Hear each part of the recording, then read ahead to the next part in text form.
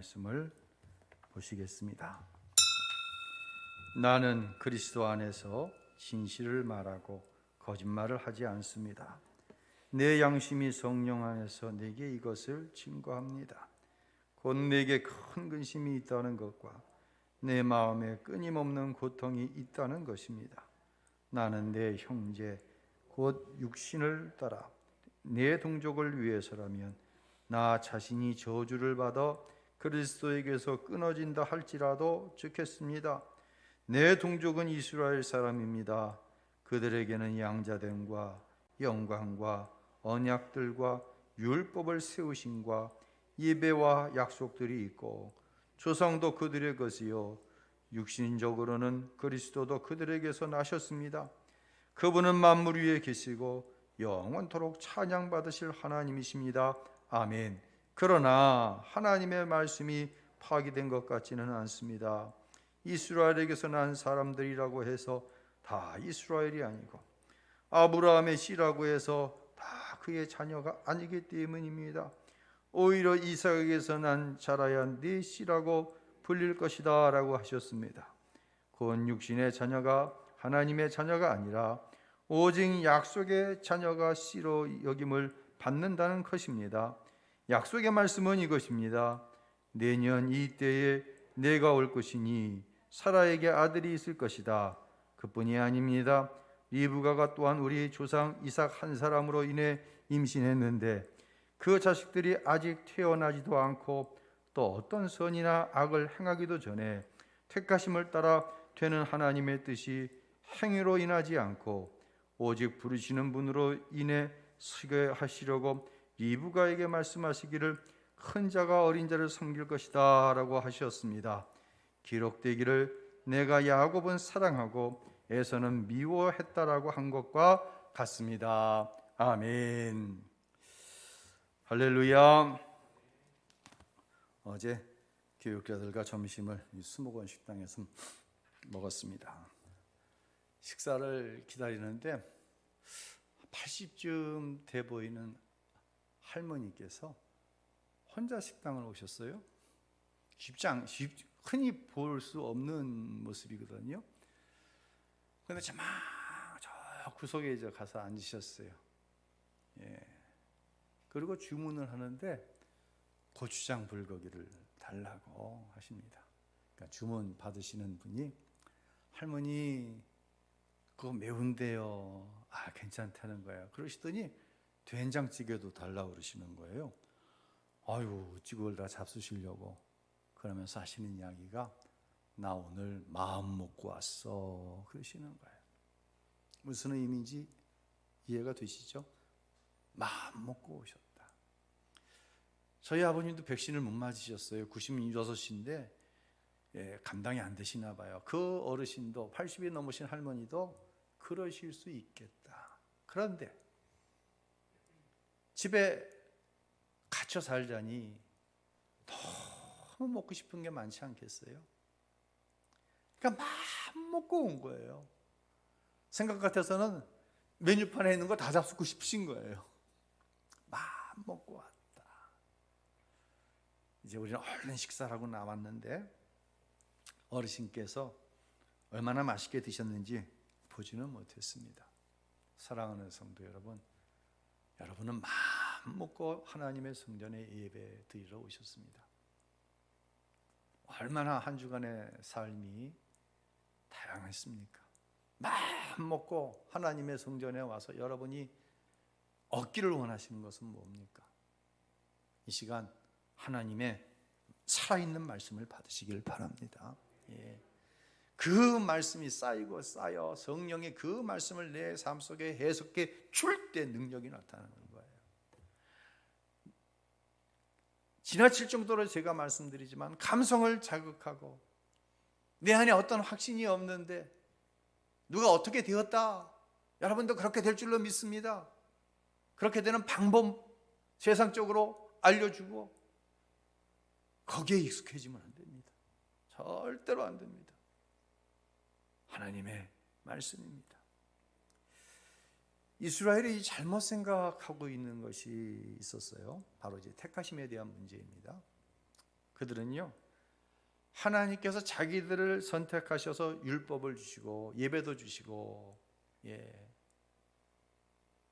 자기들만 구원받기 위해서 이 율법을 잘 지키면 그래서 구원받는다고 생각했어요. 그럼 이방인은 왜 만들었어요? 지옥불 떼는데 불쏘시개로 쓰려고 만들었다고 생각을 했습니다. 그런데 사도 바울은 자신의 동족인 이스라엘이 아닌 이방인이라도 예수를 믿으면, 예수가 하나님의 아들이요, 그분이 나의 죄를 십자가에서 대신 담당하셨다고 하는 사실을 믿기만 하면 그 누구라도 구원을 받는다고 전했어요. 그러다 보니 자기 동족인 유대인들에게 온갖 핍박을 당하고 죽음의 위협 속에 있었습니다. 사랑하는 성도 여러분, 여러분은 바울이 전한 이 복음을 믿으시나요? 여러분은 이 복음을 믿으십니까? 이 복음은 바울이 만들어내는 복음이 아니에요. 이미 구약 성경에 예언되어져 있는 말씀입니다. 요한복음 2장 21절을 함께 읽을까요? 이는 곧 선지자 요엘을 통하여 말씀하신 것이니 일렀으되 누구든지 주의 이름을 부르는 자는 구원을 얻으리라. 아멘. 누구든지, 그가 유대인이든지 이방인이든지 죄인이든지 의인이든지 높은 자든지 낮은 자든지 많이 배운 자든지 배우지 못한 자든지 오직 예수를 믿기만 하면 할렐루야 구원을 얻을 것이다 라고 말씀한 거예요. 그러나 유대인들은 그러지 않았습니다. 요한복음 9장 22절 함께 읽습니다. 그 부모가 이렇게 말한 것은 이미 유대인들이 누구든지 예수를 그리스도로 시인하는 자는 출교하기로 결의하였으므로 저희를 무서워함이로라. 이스라엘의 이기적인 믿음이, 잘못된 선민의식이 하나님의 뜻과는 정반대편의 잘못된 믿음을 가지게 되어지는, 그 믿음으로 인해서 엄청난 저주 가운데 빠지는 결과를 가져왔다고 하는 것이죠. 다시 말씀드립니다. 오직 하나님의 말씀이에요. 이제 하나님은 바울을 이방인의 사도로 보내시죠. 바울의 마음이 어땠을까요? 바울은 두 가지로 인해서 정말 죽을 것 같은 의문을 가지게 돼요. 그 첫 번째 의문은 선택받은 이스라엘이, 나의 동족 이스라엘이 어떻게 복음을 안 믿을 수가 있지? 복음은 어느 날 갑자기 튀어나온 게 아니에요. 다시 말씀드립니다. 이미 구약 성경에 예언되어 있고 이스라엘은 누구를 기다렸어요? 메시아를 기다렸어요. 예수님이 메시아임을 그가 가리키는 말씀의 권위를 통하여서, 그를 통해서 나타나는 기적을 통하여 충분히 보았는데도 안 믿는 거예요. 두 번째 의문은 무엇입니까? 어떻게 이스라엘을 향한 선택이 무효화될 수 있지? 여러분, 이건 굉장한 의미가 있는 거예요. 선택했는데 무효화되는 거예요. 이제 이스라엘이 이렇게 된 데에는 이기적이고 잘못된 선민의식이 있는데, 그 중에서도 철통적으로 자기들의 어떤 선민의식, 이것이 결정적이죠.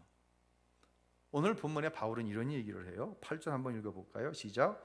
곧 육신의 자녀가 하나님의 자녀가 아니요 오직 약속의 자녀가 씨로 여기심을 받느니라. 아멘. 그러면서 이제 아브라함이 난 두 아들, 또 리브가에게 하나님께서 아직 이 땅에 나오기도 전에, 누가 착한 일, 누가 선한 일을 하기도 전에 큰 자가 작은 자를 섬길 것이다, 이 얘기를 하는데, 이런 얘기예요. 아브라함에게는 먼저 어떤 아들이 있었죠? 이스마엘이 있었죠. 그리고 두 번째로 난 아들이 이삭이죠. 누가 택함을 받고 누가 버림을 받아요? 첫 번째 난 이스마엘이 버림을 받고, 두 번째 난 이삭이 택함을 받는 거예요. 혈통적으로는 이러면 안 돼요. 선택의 원리에서는 이러면 안 되는 거예요. 그럼 이삭을 봅시다. 이삭의 두 아들이 있었죠. 누구와 누구죠? 첫째가 에서입니다. 큰 자죠.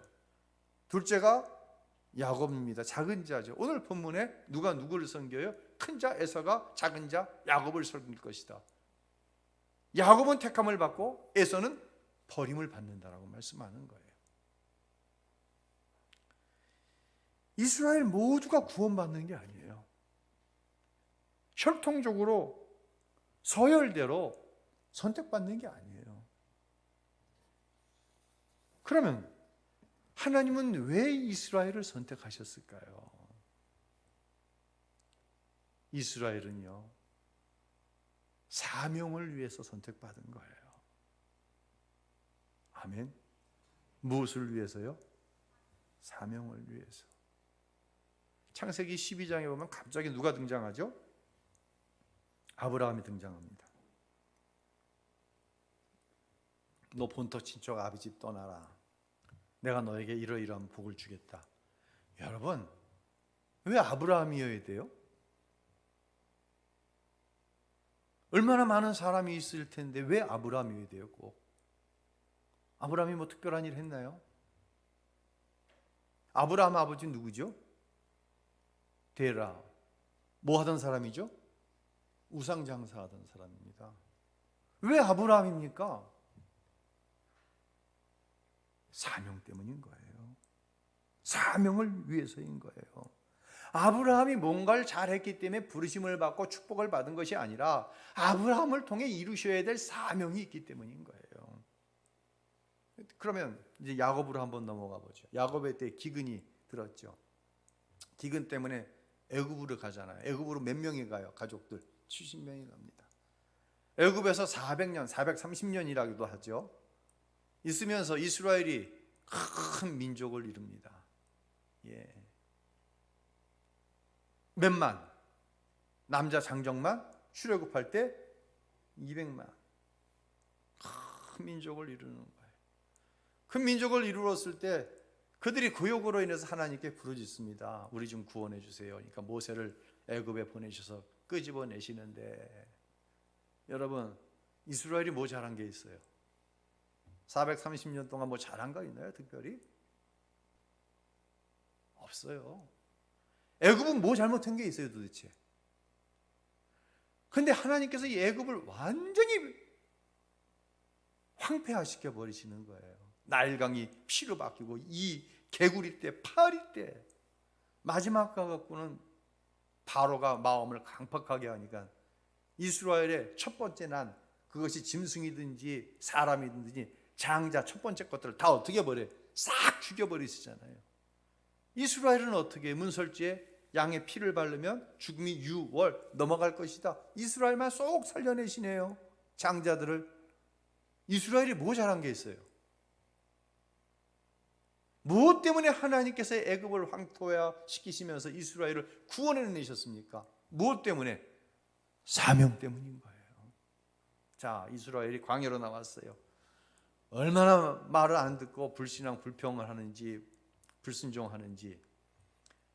두 주면 갈 가나안 땅을 몇십 년을 돌게 해요. 40년 돌게 하시잖아요. 그리고 가나안 땅에 들어갑니다. 가나안은 사람이 안 사는 땅이었습니까? 이미 도시가 형성되고 원주민들이 있는 땅입니까? 도시가 형성되고 원주민들이 있는 땅이에요. 혹시 여러분의 집에 누군가 와서, 야, 하나님이 너희 식구들 다 나가고 우리 식구들 그 집에서 살래? 신영구 안수 집사님, 그러면 하나님이 하신다니까, 그러라 했다니까 나오실 거예요? 그 집에서? 예? 나오실 거예요? 제가 가서 그래도 나오지 마세요. 예. 아니, 가나안 땅에 들어와서 너희들 다 나가라는 거예요, 이스라엘이. 도대체 이스라엘이 뭘 잘한 게 있어요, 하나님께? 뭘 잘한 게 있습니까? 아, 가나안은 우상 섬겼잖아요. 이스라엘은 우상 안 섬겼나요? 모세가 시내산에 올라갈 때 금송아지 만들어가지고 별짓 다 했잖아요. 도대체 이스라엘이 뭐 잘한 게 있다고? 사명 때문에 가나안을 주신 거예요. 이제 때가 되었어요. 구약 성경에 예언된 대로 메시아인 예수님을 이스라엘에게 주셨습니다.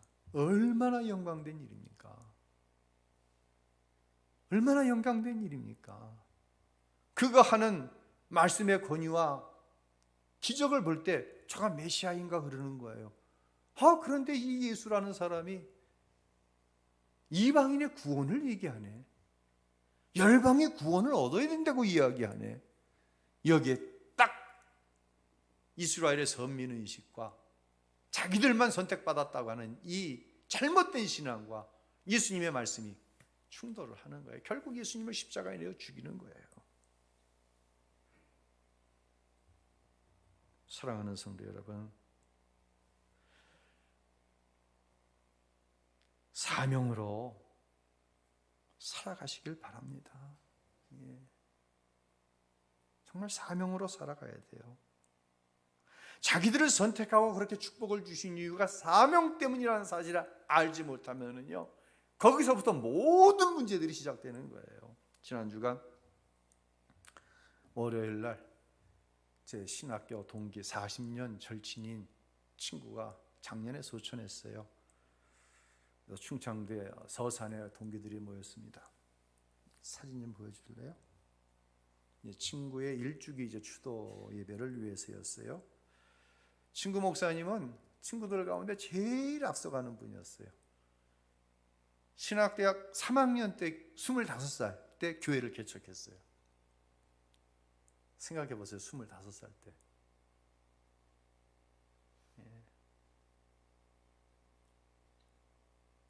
25살.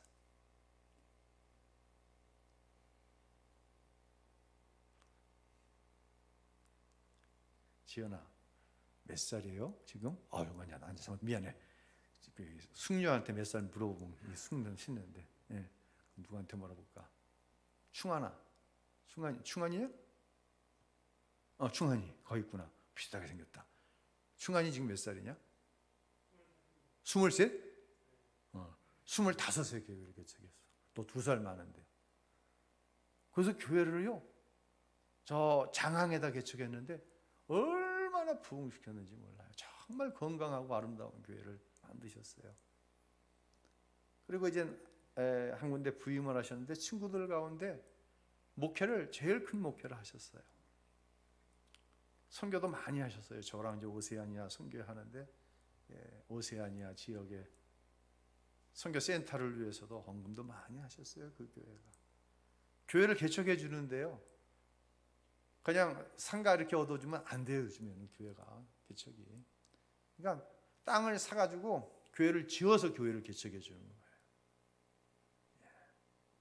그리고 친구들이 어려움이 있다고 한다면 앞장서서 친구들을 돕는,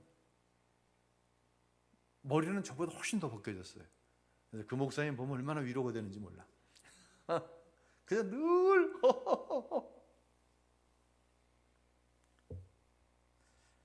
제가 미국에서 박사학위를 할 때 저와 같은 방을 썼던 정말 절친 중에 절친이었어요.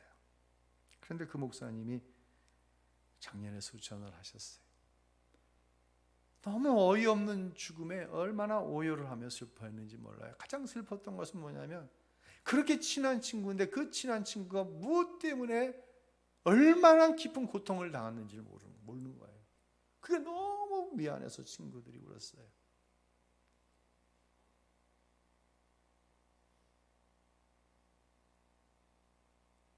친한 게 뭐예요? 교회가 뭐예요? 왜 목사가 목자예요? 양의 형편을 알아야죠. 교회 안에서 여러분은 서로 무엇을 알기를 원하십니까? 정말 잘 생각해야 돼요. 교회가 교회다워야 돼요. 목자는 양의 형편을 알아야 돼요.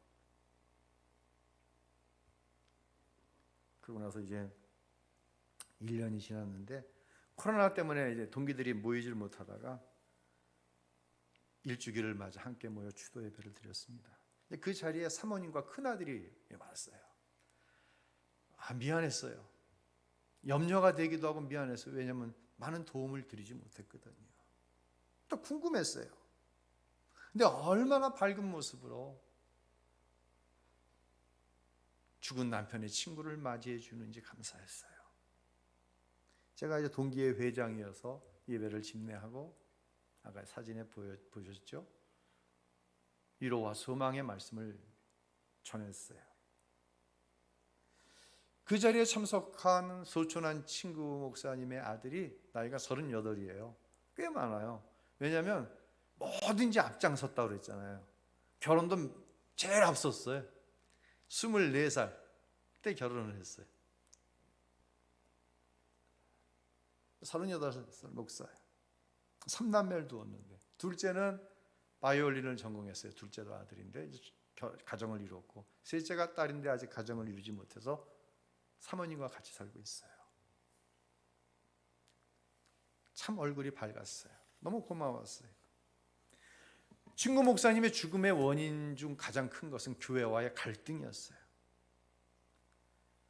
자기 아버지가 목회를 하다가 교회와 불화가 이유가 되어 죽음을 당했으면 어떻게 보면 하나님을 원망하면서 나는 그 길 가지 않겠다고 이야기할 수도 있어요. 그 묘비에 이제 고린도 전서에 나오는 성구를 적어놨는데, 보이시나요? 성구가 보여요? 한번 읽어보세요. 나는 안 보니까. 시작. 내 사랑하는 형제들아, 견실하여 흔들리지 말고 항상 주의 앞에 더욱 힘쓰는 자들이 되라. 이는 너희 수고가 주 안에서 헛되지 않은 줄 압니다. 아버지가 평상시에 가장 좋아하던 말씀이래요. 이 말씀이 딱 연결이 되더라고요. 사랑하는 성도 여러분, 여러분이 많은 사람들 가운데 예수를 믿게 되었어요. 그리고 구원받았어요. 그 이유가 무엇이라고 생각하시나요? 왜 아브라함이어야 됩니까? 왜 이스라엘이어야 됩니까? 왜 많은 사람 가운데 나입니까? 더 나아가 여러분이 복을 받은 이유가 무엇이라고 생각하십니까? 이렇게 물으면 많은 대부분의 사람들이 믿음으로 복을 받았다고 이야기합니다. 그럼 그 믿음의 중심에는 무엇이 있습니까? 무엇이 있을까요? 여러분, 믿음으로 구원받고 믿음으로 복을 받았죠? 믿음의 중심에 뭐가 있습니까? 믿음의 중심에는 사명이 있습니다. 이스라엘이 이걸 모르는 거예요. 많은 예수 믿고 복을 받았다는 사람들이 이걸 몰라요.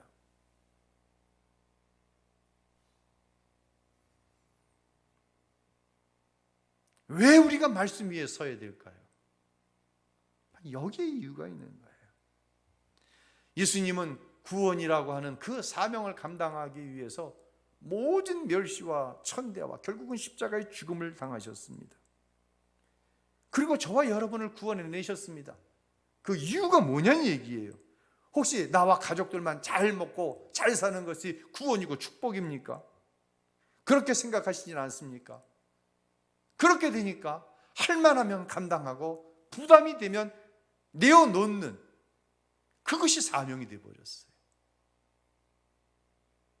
왜? 내가 믿어서 구원받았고 내가 열심히 믿어갖고 축복받았어요? 이건 말씀 위에 선 거 아니에요.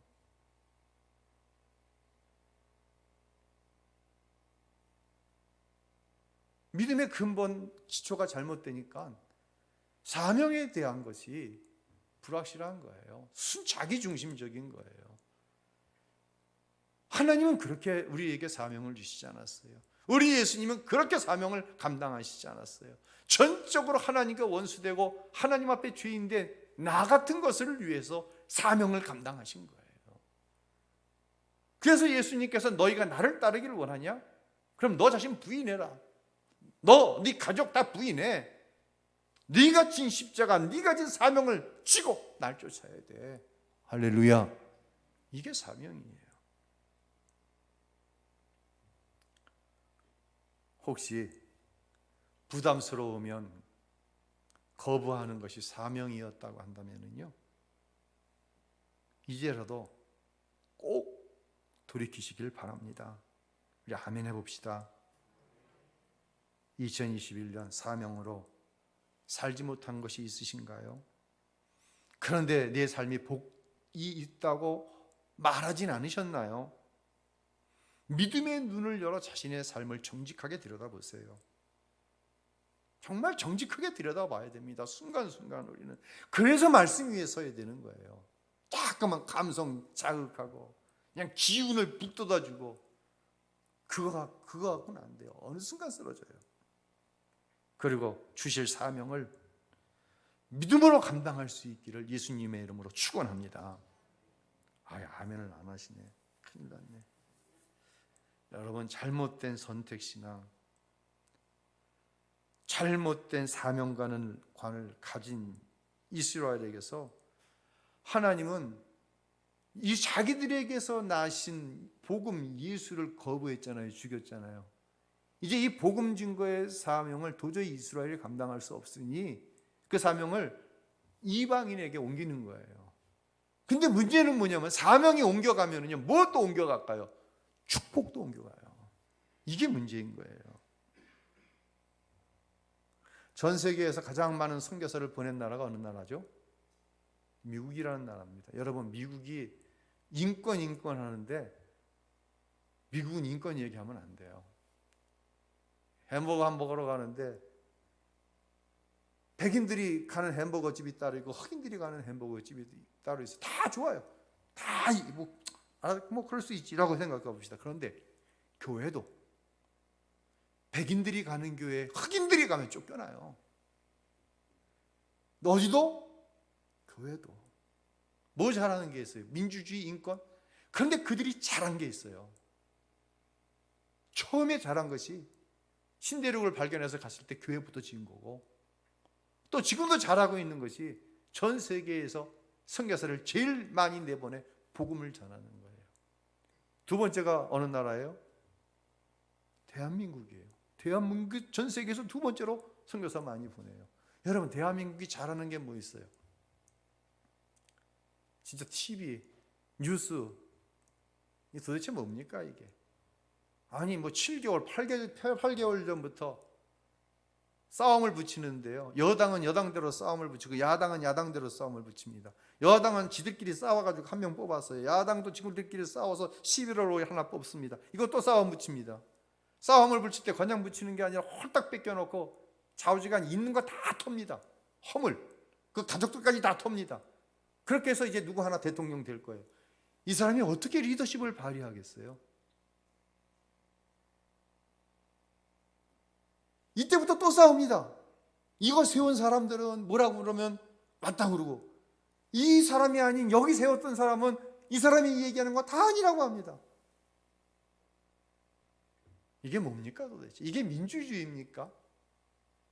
아니라고 생각해. 우리나라에 무슨 자원이 있습니까? 자원이라고 임자원밖에 없지. 예? 죄송합니다. 감히. 뭐가 있어요 우리나라에? 석유가 납니까? 무슨 광물 자원이 있습니까? 근데 우리나라가 이만큼 사는 이유가 도대체 뭐예요? 여러분 때문인 거예요. 그 사명을 감당하는 것 때문인 거예요. 그런데 말입니다, 이 사명이 떠나가면 그 축복도 함께 떠나가는 것을 우린 세계 역사를 통해 배우는 거예요. 지금 유럽 보세요. 영국, 프랑스, 이태리 사명이 떠나가 버렸어요. 축복도 떠나가 버리는 거예요.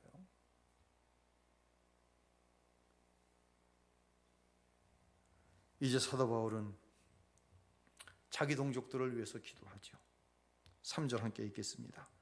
나는 내 형제 곧 육신을 따라 된 내 동족을 위해서라면 나 자신이 저주를 받아 그리스도에게서 끊어진다 할지라도 좋겠습니다. 바울에게는 이런 마음이 있는 거예요. 성령이 주신 마음이에요. 내 동족을 구원하기 위해서라면 내 이름이 하나님의 생명책에 지워진 저도 좋다. 내 동족이 생명책에 기록될 수 있다고 한다. 정말 그 간절한 마음을 가지고 자기 동족을 위해서 기도하는 거예요.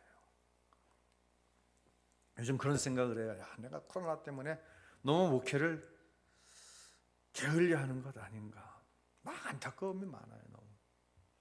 그리고 또 한편으로는 성도들이 코로나를 이유로 너무 신앙생활, 기도생활, 예배생활, 사명에 게으른 것 아닌가라는 생각을 해요. 여러분 어떻게 생각하세요? 진짜 코로나 때문이에요? 아니면 코로나가 이유가 되는 거예요? 우리 기도 어떻게 하고 있어요 지금? 예배 어떻게 하고 있어요? 제가 이제 우리 친구들을 만나면 밤을 새워서 이제 이야기를 나눕니다. 가끔 이제 친구들을 만나거든요. 밤새워 이야기를 나눠요. 아까 얘기했죠. 40년 지기인데 모르는 게 있다. 40년 지기 친구가 자기 어머니 얘기를 하는데 제가 처음 들었어요. 친구의 어머니는 40대에 혼자 되셨어요. 5남매를 두고 남편이 먼저 죽은 거예요. 친구의 아버지가 이제 돌아가신 거죠. 이 5남매 홀로 키우셔야 됐어요. 그런데 설상가상으로 친구의 작은 아버지가 사고를 당해서 불구가 됩니다. 그러니까 친구의 작은 엄마가 집을 나가버리셨어요. 6남매를 두고. 누구 차지가 된 거예요 이게? 다 우리 친구 목사님 어머니 차지가 된 거예요. 11명이. 친구 어머니는요, 새벽이면 콩국물을 내가지고 머리에 이고 장사를 나갑니다. 그리고 오후가 되면 또 돈 될 만한 걸 만들어가지고 또 이고 나가는 거예요. 밤 9시가 넘어서야 집에 들어오시는 거예요. 그러면 집에 들어오면 쉽니까? 다음날 장사 나갈 거 준비해야 되죠. 아이들 먹을 거 만들어 놔야 되죠. 빨래해야죠. 뭐 해야 되죠. 그러고 사셨어요. 그렇게 뒷바라지를 했어요. 그런데 평생 새벽 기도를 빠지지 않으셨어요. 아무리 생각해도요, 그 어려운 시절 가냘픈 여인의 몸으로 어떻게 그 많은 식솔들을 5남매 키우고 이 6남매들도 건수해 줘야 됩니다. 어떻게 이 자식들을 다 키울 수 있을까? 친구는 이렇게 얘기했어요. 어머니는 그 여인의 가냘픈 몸으로 그 모든 일들을 감당하시면서 새벽이면 하나님 앞에 나아가 모든 자녀들을 하나님께 맡기며 부르짖으며 기도하셨다는 거예요. 아마 여기에도 그런 기도의 기억을 가지고 계신 권사님들, 장로님들이 많이 계실 거예요. 저도 어머니의 그런 기도가 있었어요. 저희 어머니도 예수를 믿는 다음 날부터 새벽 기도하셨어요. 어머니의 생명을 건 새벽 기도와 헌신적인 삶으로 자식들이 다 잘 됐어요. 우리 친구 목사님은 5남매 중에 막내거든요. 제가 누구한테 부럽다는 얘기 해본 적이 없어요. 근데 그 친구 목사님한테는 너희 그 남매 보면 내가 너무 부럽다. 제가 그런 얘기해요. 정말 신앙적으로나 사회적으로 잘 되었어요. 형이 둘이 있는데 둘 다 이제 기업을 운영하세요. 누이가 둘이 있는데 큰 누이는 교회 권사님이신데 이 권사님이 엄마의 신앙을 이어받은 거야. 꼭 그런 저기가 있죠. 그래서 얼마나 하나님을 위해서, 교회를 위해서 헌신하는지 그 이야기를 들려주면 참 마음이 훈훈해져요. 둘째 누이는 집사님인데 그 아들이 오페라, 이 뮤지컬 배우이면서 탤런트예요. 주연, 오페라도 옥주현 씨하고 같이 짝을 맞춰서 하는 그 오페라의 주연이고 이 연습국도 제가 어느 연습국이든 여러분 다 눈치채. 근데 우리 친구 목사님 말하지 말래. 제가 허락을 받았거든요. 내가 얘기 좀 하겠다고, 간증하겠다고. 정말 그 오남매가 잘 됐어요.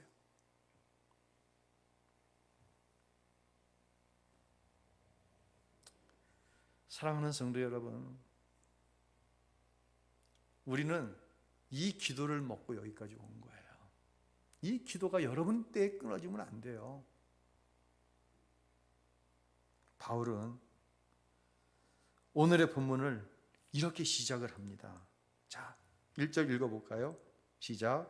나는 그리스도 안에서 진실을 말하고 거짓말을 하지 않습니다. 내 양심이 성령 안에서 내게 이것을 증거합니다. 곧 내게 큰 근심이 있다는 것과 내 마음에 끊임없는 고통이 있다는 것입니다. 아멘. 여러분 역시 끊이지 않는 고통의 문제가 있어요. 그렇죠? 근심의 문제가 있어요. 그 가운데 사명을 감당한다? 이성적으로 생각하면은요, 내 상황을 생각하면 절대로 못 감당해요. 기도해? 쉽지 않아요. 제가 알아요. 왜 권사님이 돼서 새벽기도 못해요? 제가 이 말 못해요. 왜? 여러분의 상황을 너무 잘 아니까. 하지만 바울의 고백처럼 5 거느려야 될 11 자식들을 위해서 기도로 그 삶을 살고 기도로 승리한, 우리는 그 감정을 너무나 많이 알고 있어요. 제 어머니가 그러셨다니까. 또 여러분 가운데 여러분의 그 기도 때문에 여러분의 가정이, 오늘의 가정이 있는 분들이 계세요. 그런데 말이에요, 이게 내 현실 상황적인 것 가지고는 가당치가 않아요. 근데 성령이 오시면 돼요. 성령이 오시면요, 힘을 주세요. 성령이 오시면은요, 성경의 그 인물이 사도행전 25장을 살아가는 저와 여러분이 어떻게 그 상황을 이겼는지 지식으로만 아는 것이 아니라 너도 감당할 수 있다고 말씀해 주시고 힘을 주세요. 근근히 이기는 게 아니에요. 자, 로마서 8장 35절, 37절로 39절 사도 바울이 이런 고백을 합니다. 함께 읽겠습니다. 누가 우리를 그리스도의 사랑에서 끊을 수 있겠습니까?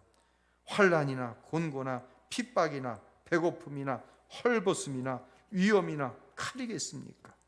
그러나 이 모든 일에 우리를 사랑하시는 분으로 인해 우리가 넉넉히 이깁니다. 나는 확신합니다.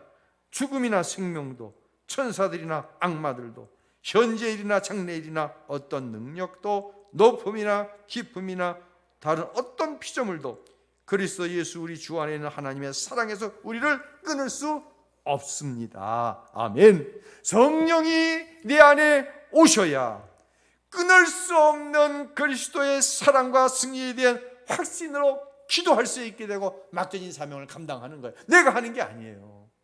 내가 하는 게 아니에요. 우신교회 부임을 해서 12월 31일 날 성부영신 예배를 하는데 성도들은 한 사람 한 사람 정말로 육체적인 한계를 느끼며 기도해 줄 때 어떤 젊은 여자 집사님이 저에게 이런 이야기를 했습니다. 목사님은 하나님이 주시는 힘으로 하시는군요. 할렐루야. 하나님이 주시는 힘으로 해야 돼요. 근데 내 안에 성령이 오셔야 하나님이 주시는 힘으로 간신히 할 수 있는 게 아니라, 그러니까 하다 넘어지지 근심에 얽매여서 하는 것이 아니라 넉넉히 이기는 거예요. 그 어떤 것도 그리스도 예수 안에 있는 나를 향한 하나님의 사랑에서 끊어낼 수 없기 때문에 하나님이 나에게 주신 그 축복의 약속이 반드시 이루어진다고 하는 믿음을 주시는 이가 누구예요? 내 안에 내주하시는 성령 하나님이신 거예요. 할렐루야. 그렇게 우리 장로님들이 여기까지 오시고 그렇게 우리 권사님들이 여기까지 오신 거예요. 이 사명은 우리 장로님과 권사님들의 때에 끊어지면 안 돼요. 여러분이 이어나가야 돼요.